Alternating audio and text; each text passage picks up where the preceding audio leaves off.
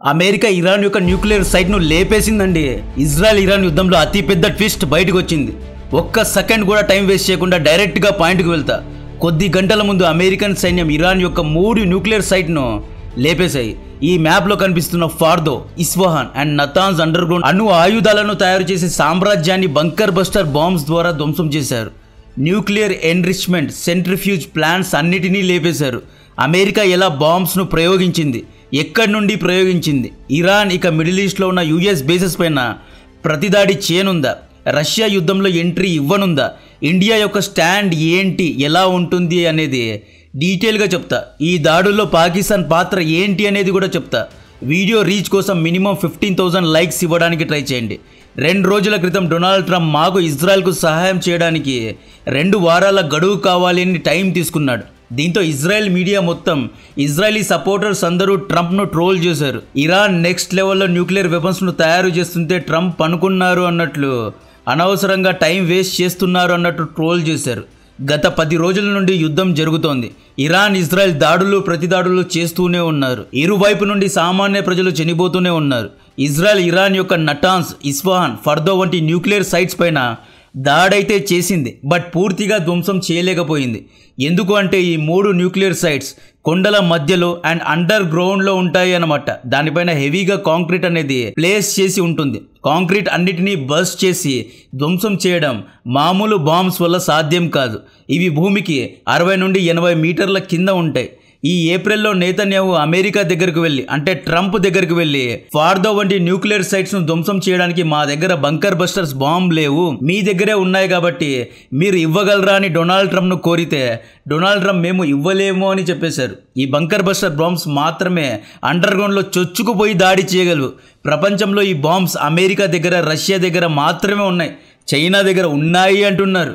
But China mall తెలుసు కదా, goal mall, not sure work అవుతుందో లేదో తెలియదు. యూకే, ఫ్రాన్స్ దగ్గర హై అక్యూరసీలో ఈ బాంబ్స్ అనేవి లేవు. చైనా, రష్యా దేశాలు బంకర్ బస్టర్ బాంబ్స్ను ఇజ్రాయెల్కు ఇవ్వవు కాబట్టి ఇజ్రాయెల్ అమెరికాను అడిగింది.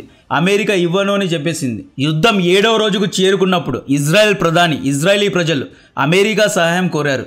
మీరు బంకర్ బస్టర్ బాంబ్స్ వాడితే ఇరాన్ న్యూక్లియర్ ఎన్రిచ్మెంట్ సైట్స్ను, అంటే అండర్ గ్రౌండ్లో గ్యాస్ ఎన్రిచ్మెంట్ సెంట్రిఫ్యూజెస్ ఉన్నాయి కదా, దాన్ని మనం ధ్వంసం చేయగలము అని కోరారు. దీనికి డొనాల్డ్ ట్రంప్ చాలాసార్లు ఆలోచించారు. Maybe I will support Israel, may not support Israel అన్నట్లు డిప్లొమాటిక్గా మాట్లాడారు. 2 వారాల గడువు కూడా కోరారు. కట్ చేస్తే కొద్ది గంటల ముందు అమెరికా యొక్క B-2 స్టిల్త్ బాంబర్స్ అమెరికా యొక్క మిసోరీలో ఉన్న white man air force base నుండి ఇరాన్ వైపు వెళ్ళాయి. మేబీ ఈ ప్లైన్స్ మధ్యలో పాకిస్తాన్లో ఆగి ఉండవచ్చు. పాక్ నుండి ఇరాన్ పైన దండయాత్ర చేసి ఉండవచ్చు. నేను నా లాస్ట్ వీడియోలో చెప్పా కదా, ఆసిమునిను డొనాల్డ్ ట్రంప్ లంచ్కు పిలిచాడు. ఆ తర్వాత ఈ దాడి జరిగింది. అంటే ఇండైరెక్ట్గా పాకిస్తాన్ అమెరికాకు సహాయం చేస్తోంది అన్నమాట. సో పాకిస్తాన్ ఎయిర్ స్పేస్ను వాడే అమెరికా ఇరాన్ పైన దాడి చేసి ఉండవచ్చు అని చాలామంది చెప్తున్నారు. సో ఈ విధంగా పాకిస్తాన్ అమెరికాకు హెల్ప్ చేసింది, మళ్ళీ పింప్ లాగా బిహేవ్ చేసింది. ఈ B-2 బాంబర్స్ యొక్క స్పెషాలిటీ ఏంటి అంటే దీన్ని అమెరికా యొక్క నార్థ్రోప్ గ్రూప్ తయారు చేసింది. అంటే కాంప్లెక్స్కు చెందిన కంపెనీనే తయారు చేసింది. ఈ విమానానికి తోక లేదు చూడండి, ఇది రాడార్కు దొరకవు. ఒకవేళ దీన్ని రాడార్ ఇంటర్సెప్ట్ చేసినా ఈ బాంబర్స్ యొక్క డిజైన్ రాడార్నే డిఫ్లెక్ట్ చేస్తాయి అన్నమాట. అంటే రాడార్నే వెనక్కి పంపిస్తాయి. అండ్ దీని యొక్క సిగ్నేచర్ కూడా చాలా లోగా ఉంటుంది. ఇది స్టీల్త్ ఫీచర్ కలిగి ఉంది కాబట్టి దీన్ని ఒకవేళ ఇంటర్సెప్ట్ చేసి యాంటీ మిజైల్స్ను ఫైర్ చేసినా ఈ విమానంలో హీట్ సిగ్నేచర్ ఎక్కువగా ఉండదు కాబట్టి దీన్ని హిట్ చేయలేము అనమాట. ఎనీహో ఇరాన్లో యాంటీ మిజైల్ డిఫెన్స్ సిస్టమే పనిచేయడం లేదు. ఇజ్రాయెల్ ఇరాన్ యొక్క అన్ని యాంటీ మిజైల్ డిఫెన్స్ సిస్టమ్స్ను లేపేసింది కాబట్టి ఫ్రీగా American bombers Iran air space పైన వెళ్ళిపోయాయి. ఈ బాంబర్స్ విమానాలు 12 కిలోమీటర్ల ఎత్తులో నతాన్స్, ఇస్ఫహాన్, ఫార్దో న్యూక్లియర్ సైట్స్ పైన వర్టికల్గా నిటారుగా 13,000 కేజీల GBU-57 బంకర్ బస్టర్ బాంబ్స్ను డ్రాప్ చేశాయి. ఈ బంకర్ బస్టర్ బాంబ్స్ అనేవి MOP టెక్నాలజీ కలిగి ఉన్నాయి. MOP అంటే మ్యాసివ్ ఆర్డినెన్స్ పెనిట్రేషన్ క్యాపబిలిటీస్ కలిగి ఉన్నాయి. ఈ బంకర్ బస్టర్ బాంబ్స్ మామూలు బాంబ్స్ లాగా పడగానే పేలిపోవు, పడగానే ఎక్స్ప్లోడ్ అవ్వవు. ఇది డ్రాప్ అయిన వెంటనే లోపలికి దిగుతుంది, లోతుకు దిగుతుంది, కైనెటిక్ ఎనర్జీను క్రియేట్ చేస్తుంది. అంటే షాక్ వేవ్స్ను, వైబ్రేషన్స్ను క్రియేట్ చేస్తుంది. ఈ వైబ్రేషన్లో కాంక్రీట్ స్ట్రక్చర్స్ కిందకు పడే అవకాశాలు కూడా ఉన్నాయి. 60 మీటర్ల లోతుకు, కాంక్రీట్ లోతుకు ఇది దిగుతుంది. ఈ బాంబ్స్ కు సూటిగా ఉన్న టంగ్స్టన్ నోస్ ఉంటుంది. సూది దిగినట్లు ఇది దిగిపోతుందండి. పూర్తిగా కిందకు దిగిన తర్వాత ఇది ఎక్స్ప్లోడ్ అవుతుంది. దీన్ని 12 కిలోమీటర్ల ఎత్తులో డ్రాప్ చేశారు అని చెప్పా కదా. సో అంత హైట్లో డ్రాప్ చేశారు కాబట్టి గ్రావిటేషనల్ ఫోర్స్ను కూడా ఇది వాడుకుంటుంది. దీన్ని GPS గైడెన్స్ ద్వారా డ్రాప్ చేస్తారు. అంటే శాటిలైట్స్ ద్వారా ఇందులో ఫార్దో, ఇస్ఫహాన్, నతాన్స్ యొక్క లొకేషన్ను, కోఆర్డినేట్స్ను ఆల్రెడీ ఫీడ్ చేసి డ్రాప్ చేస్తారు. సో ఇది ప్రిసైజ్గా టార్గెట్ను హిట్ చేస్తుంది. సో ఈ 3 న్యూక్లియర్ సైట్స్ లేచిపోయాయి. అండ్ అమెరికా విజయాన్ని కూడా క్లెయిమ్ చేసేసింది. డొనాల్డ్ ట్రంప్ రంగంలో దిగి ఇజ్రాయెల్ ప్రధాని, ఇజ్రాయెల్ ఆర్మీ, ఇజ్రాయెల్ ప్రజలను కంగ్రాచులేట్ చేశాడు. I want to thank and congratulate Prime Minister Bibi Netanyahu.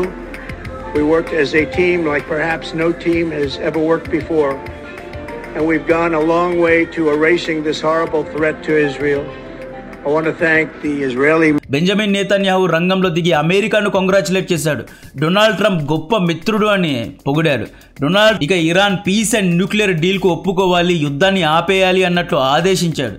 ఈయన దాడి చేసిన తర్వాత పీస్ గురించి మాట్లాడుతున్నాడు. ఇప్పుడు భారతీయుల యొక్క స్టాండ్ ఏంటి అంటే ఇరాన్ యుద్ధంలో ఇరుక్కుంటే చాబార్ పోర్టు పనులు ఆగిపోతాయి అండ్ గ్లోబల్ లెవెల్లో ఆయిల్ క్రైసిస్ అనేది వచ్చేస్తుంది.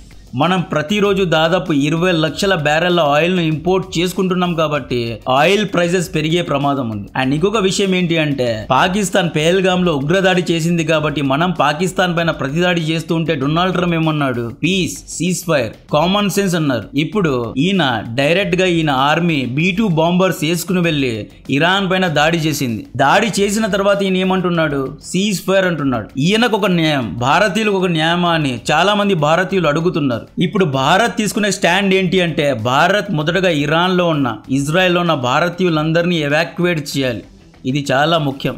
ఆ తర్వాతే భారత్ ఏదైనా స్టాండ్ తీసుకోగలదు. చాలా మంది భారత్ ఇరాన్కే సపోర్ట్ చేయాలి అంటున్నారు. ఒకవేళ ఇరాన్కు సపోర్ట్ చేస్తే ఇజ్రాయెల్, అమెరికా, యూరోప్ దేశాలన్నీ ఫీల్ అవుతాయి. ఒకవేళ ఇజ్రాయెల్కే సపోర్ట్ చేస్తే ఇరాన్, రష్యా, చైనా వంటి దేశాలు ఫీల్ అవుతాయి. సో న్యూట్రల్ గానే భారత్ ఇప్పుడు స్టాండ్ తీసుకునే అవకాశాలు ఉన్నాయి. ఎందుకు అంటే ఆపరేషన్ సింధూర్ సమయంలో కూడా ఇరాన్ కూడా న్యూట్రల్ గానే స్టాండ్ తీసుకుంది కాబట్టి. సో ఈ విధంగా భారత్ యొక్క స్టాండ్ అనేది ఇప్పటికైతే న్యూట్రల్ గా ఉంటుంది. భారత్ డైరెక్ట్ గా వెళ్ళి ఇరాన్కే మేము సపోర్ట్ చేస్తున్నాము అన్నట్లు ఎక్కడా స్టేట్మెంట్ ఇవ్వదు అనుకుంటున్నా. ఇప్పుడు ఇరాన్ యొక్క రెస్పాన్స్ ఏంటి అంటే ఇరాన్ ఫారెన్ మినిస్టర్ అబ్బాస్ అరాచి ఏమన్నారు అంటే డైరెక్ట్గా యుద్ధంలో USA ఎంట్రీ ఇచ్చింది కాబట్టి ఎవర్ లాస్టింగ్ కాన్సిక్వెన్సెస్ను ఫేస్ చేయాల్సి వస్తుంది అన్నారు. అంటే ఈ యుద్ధాన్ని ప్లాన్డ్గా మేము చేస్తాము, ఒక 10 ఏళ్ళు 20 ఏళ్ల వరకు కాన్సిక్వెన్సెస్ను అమెరికా ఫేస్ చేయాల్సి వస్తుంది అన్నారు. ఇరాన్ మిలిటరీ అయితే ద రియల్ వార్ బిగిన్స్ అనే స్టేట్మెంట్ ఇచ్చింది, అంటే వార్నింగ్ ఇచ్చింది. గాజాలో ఉన్న ఇరాన్ ప్రాక్సీ గ్రూప్ అయిన హమాస్ US అటాక్ను ఖండించింది. యమన్లో ఉన్న ఇరాన్ యొక్క ఇంకొక ప్రాక్సీ గ్రూప్ అయిన హౌతీ రెడ్ సీలో US ఇజ్రాయిలీ షిప్స్ను, ఈవెన్ యూరోప్ షిప్స్ను కూడా వెళ్ళనివ్వము అని బెదిరించారు. ఆల్రెడీ రష్యా హెచ్చరించేసింది, US ఒకవేళ యుద్ధంలో ఎంటర్ అయితే ఈ యుద్ధం ఎక్కడికి వెళ్ళి ఆగుతుంది అని ఎవరూ చెప్పలేము అని రష్యా చెప్పేసింది. Attacking Iran is like opening and Pandora's box అనే స్టేట్మెంట్ ఆల్రెడీ రష్యా ఇచ్చేసింది. మేబీ రష్యా చాలా గట్టిగా ఇరాన్ వైపు నిలబడే అవకాశం ఉంది. ఇరాన్ కు ఆయుధాలు సప్లై చేసే అవకాశం ఉంది. ముఖ్యంగా హైపర్సోనిక్ మిజైల్స్ ను సప్లై చేసే అవకాశం ఉంది. ఇజ్రాయెల్లో ఉన్న న్యూక్లియర్ సైట్స్ పైన లేదా మిడిల్ ఈస్ట్లో ఉన్న US బేసెస్ పైన దాడి చేయాలి అంటే హై స్పీడ్లో వెళ్ళే హైపర్సోనిక్ మిజైల్స్ యొక్క అవసరం చాలా ఉంది. సో రష్యా మేబీ ఇరాన్కు హైపర్సోనిక్ మిజైల్స్ను సప్లై చేసే అవకాశాలు చాలా ఎక్కువగా ఉన్నాయి. ఇరాన్ 3 రకాలుగా ప్రతిదాడి చేసే అవకాశం ఉంది. మిడిల్ ఈస్ట్లో సౌదీ, ఖతార్, బెహ్రీన్లో ఉన్న US మిలిటరీ బేసెస్ పైన మిజైల్స్తో దాడి చేసే అవకాశం ఉంది. ఇప్పటి వరకు ఇరాన్ ఇజ్రాయెల్ పైన లాంగ్ రేంజ్ బ్యాలిస్టిక్ మిజైల్స్ని వాడింది. ఇంకా వీళ్ళు షార్ట్ రేంజ్ బ్యాలిస్టిక్ మిజైల్స్ను వాడలేదు. ఇరాన్ దగ్గర షార్ట్ రేంజ్ మిజైల్స్ అయిన ఫతే 110, షహా వంటి మిజైల్స్ వందల్లో లేదా వేలల్లో ఉన్నాయి. మేబీ ఈ మిజైల్స్ను ఇరాన్ ఖతార్లో ఉన్న అల్ ఉదైద్ ఎయిర్ బేస్ పైన లేదా సౌదీలో ఉన్న ఆయిల్ ఫీల్డ్స్ లేదా సౌదీలో ఉన్న ఎయిర్ బేసెస్ పైన వాడే అవకాశం ఉంది. అంటే US ఎయిర్ బేసెస్ పైన, US మిలిటరీ బేసెస్ పైన వాడే అవకాశం ఉంది. ఇరాన్ ప్రాక్సీస్ ద్వారా అంటే హౌతీ ద్వారా సౌదీలో ఉన్న అమెరికన్ ప్రాపర్టీస్ పైన, అమెరికన్ ఇన్వెస్ట్మెంట్స్ ఉన్న ఆయిల్ ఫీల్డ్స్ పైన ఇరాన్ దాడి చేసే అవకాశాలు కూడా చాలా ఎక్కువగా ఉన్నాయి. 2, ఇరాన్ ఇజ్రాయెల్ యొక్క న్యూక్లియర్ సైట్స్ పైన దాడి చేసే అవకాశాలు ఉన్నాయి అంటున్నారు. ఎందుకంటే ఇజ్రాయెల్, అమెరికా దేశాలు ఇరాన్ యొక్క న్యూక్లియర్ సైట్స్ పైన దాడి చేశాయి కాబట్టి ఇజ్రాయెల్లో కూడా న్యూక్లియర్ సైట్స్ ఉన్నాయి, అండర్ గ్రౌండ్లో ఉన్నాయి. So Iran maybe Israel underground nuclear sites పైన దాడి చేసే అవకాశాలు కూడా లేకపోలేదు. ఇజ్రాయెల్ పైన ఎక్కువ ఫోర్స్లో మిజైల్స్ అండ్ డ్రోన్స్తో ఇరాన్ దాడులు చేసే అవకాశాలు ఉన్నాయి. ఈరోజు రాత్రి ఫుల్ ఫోర్స్తో ఇరాన్ ఇజ్రాయెల్ పైన దాడి చేసే అవకాశాలు చాలా ఎక్కువగా ఉన్నాయి. 3 రెడ్ సీను హౌతీ ద్వారా బ్లాక్ చేసి ట్రేడింగ్ షిప్ను ఆపేస్తారు. స్ట్రైట్ ఆఫ్ హర్మూజ్ను కూడా బ్లాక్ చేసి అవకాశాలు చాలా ఎక్కువగా ఉన్నాయి. ఇలా బ్లాక్ చేస్తే గ్లోబల్ లెవెల్లో ఆయిల్ క్రైసిస్ వచ్చే ప్రమాదం ఉంది. ఎందుకంటే ఆయిల్ను క్యారీ చేసే ట్రేడింగ్ షిప్స్ అన్నీ దాదాపు 60% ships Red Sea and strait of Hormuz గుండానే వెళ్తాయి. కాబట్టి ఈ షిప్స్ను ఆపేస్తే గ్లోబల్ లెవెల్లో ఆయిల్ యొక్క డిమాండ్ పెరిగే అవకాశం ఉంది. ఆయిల్ ప్రైసెస్ అన్నీ పెరిగే అవకాశం ఉంది. వరల్డ్ లీడర్స్ ఇకనైనా రంగంలో దిగి శాంతి చర్చలు జరిపించాలి. లేదా ఈ యుద్ధం ఎక్కడికి వెళ్ళి ఆగుతుందో ఎవరికీ తెలియదు. మేబీ World War III వరకు ఇది తీసుకొని వెళ్ళవచ్చు. ఇరాన్ ఎక్స్ట్రీమ్గా డిసిషన్స్ తీసుకొని అణు ఆయుధాలు కూడా ప్రయోగించే అవకాశాలు ఉన్నాయి. ఇది 4th అండ్ లాస్ట్ ఆప్షన్. అలా ప్రయోగిస్తే ఎండ్ ఆఫ్ ద వరల్డ్. ఒకవేళ ఇజ్రాయెల్ ఇరాన్ పైన అణు ఆయుధాలు వేస్తే, ఇరాన్ ఇజ్రాయెల్ పైన అణు ఆయుధాలు వేస్తే ఆ రేడియేషన్ లీక్ కారణంగా మిడిల్ ఈస్ట్ మొత్తం నాశనం అయ్యే ప్రమాదం ఉంది. అలా నాశనం అయితే ఆయిల్ ప్రొడక్షన్ ఆగిపోయే ప్రమాదం ఉంది. అలా ఆగిపోతే ప్రతిరోజు మిలియన్స్ ఆఫ్ బ్యారల్స్ ఆఫ్ ఆయిల్ను ప్రతి ఒక్కరూ ఉపయోగిస్తారు. సో ఈ విధంగా ఈ యుద్ధం ఎక్కడికి వెళ్ళి ఆగుతుంది అని ఎవరూ ఎక్స్ప్లెయిన్ చేయలేరు. ఈ యుద్ధం కారణంగా లాభపడేవారు ఎవరైనా ఉన్నారా అంటే అది అమెరికా అండ్ రష్యా దేశాలే. రష్యా ఎందుకు అంటే గ్లోబల్ లెవెల్లో ఆయిల్ యొక్క సప్లై తగ్గిపోతే రష్యా నుండి చాలామంది ఆయిల్ను కొంటారు. ఇప్పుడు మన డొనాల్డ్ ట్రంప్ గారు కూడా డ్రిల్ బేబీ డ్రిల్ అంటున్నారు కదా, అమెరికా కూడా ఆయిల్ను ఎక్స్ప్లోర్ చేస్తోంది. సో ఒకవేళ మిడిల్ ఈస్ట్లో ఆయిల్ సప్లై ఆగిపోతే యూరోప్ దేశాలు లేదా సౌత్ అమెరికన్ దేశాలు లేదా సౌత్ ఈస్ట్ దేశాలు అమెరికా నుండి ఆయిల్ను కొనే అవకాశాలు కూడా ఉన్నాయి. సో ఈ విధంగా ఆయిల్ విషయంలో ఈ 2 దేశాలు లాభపడే అవకాశాలు ఉన్నాయి. అండ్ మిడిల్ ఈస్ట్ అయితే పూర్తిగా నాశనమయ్యే అవకాశం ఉంది. దీని యొక్క పరిణామాలు ఎలా ఉంటాయి, ఈ యొక్క ఇష్యూ ఎంత దూరానికి వెళ్తుంది అనేది చెప్తూనే ఉంటా. కంటెంట్ నచ్చితే వీడియోను లైక్ చేయండి, ఛానల్ను సబ్స్క్రైబ్ చేసి అందరికీ షేర్ చేయండి. జై హింద్.